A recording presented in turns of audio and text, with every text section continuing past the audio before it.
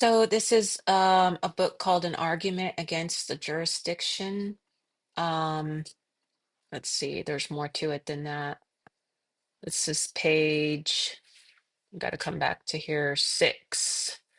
So let's go up to title. An argument against the jurisdiction of military commissions to try citizens of the United States delivered in the case. So, I mean, I think they have this wrong. Okay, so military commissions to try citizens of the United States. That's the only people that they can try. The military can only try citizens of the United States. But he does make a distinguishment in here, the theater of war versus the theater of operations. And this has to do with the territories. So the definition of territory really means terror, literally terra, land, or terror, wild land, a wild place. Like the West was a territory because it wasn't settled, right? It was still wild.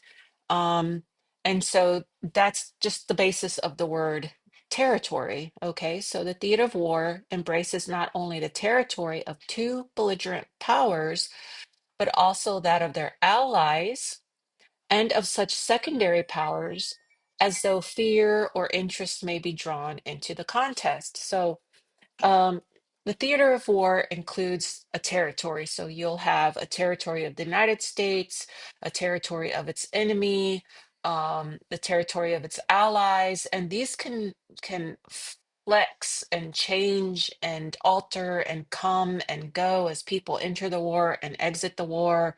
And so territory is not necessarily something that's just fixed and laid down. It changes. It can be permanent or temporary. And permanent to what extent? What is considered permanent? Does it have to be there a year, 10 years, 50 years? And what's temporary? Okay, so temporary could just be, well, as long as the war lasts. But then we had Desert Storm, which lasted for what, 20 years? So or more. So, that would be a temporary military post overseas in an enemy's country on their land, but would be wherever the United States puts its troops would be its territory. Okay, the theater of operations, however, is of a more limited character and should not be confounded with the theater of war. In general, it includes only the territory which an army seeks, on the other hand, to defend, and on the other, to invade.